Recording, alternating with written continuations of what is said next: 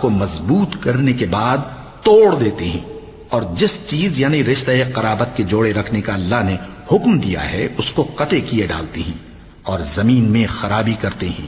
یہی لوگ نقصان اٹھانے والے ہیں۔ کافرو، تم اللہ سے کیوں کر منکر ہو سکتے ہو؟ جس حال میں کہ تم بے جان تھے تو اس نے تم کو جان بخشی، پھر وہی تم کو مارتا ہے، پھر وہی تم کو زندہ کرے گا، پھر تم اسی کی طرف لوٹائے جاؤ گے۔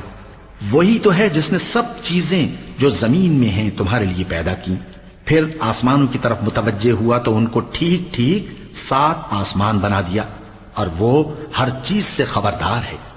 اور وہ وقت یاد کرنے کے قابل ہے جب تمہارے پروردگار نے فرشتوں سے فرمایا کہ میں زمین میں اپنا نائب بنانے والا ہوں۔